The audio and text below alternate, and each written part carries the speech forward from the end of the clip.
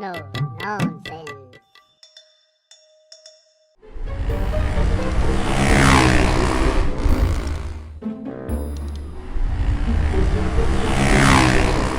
શું થયું લ્યા? જવાનું નક્કી ને? તમારા બાપાને મેં કીધું કે હું આબુ જઈ આવું ભાઈબંધ ભેગો. તો તાર બાપાએ શું કીધું? તો મારા બાપા કહે કે આબુમાં વળી શું કાઢી લેવાનું છે, કઈ નથી જવું, પડ્યો રે છાનો મનો. તો પછી તું ન ગયો? તો મેં મારા મમ્મીને કીધું, મમ્મી હું રાજસ્થાન ફરવા જાઉં મારા ભાઈબંધ ભેગો.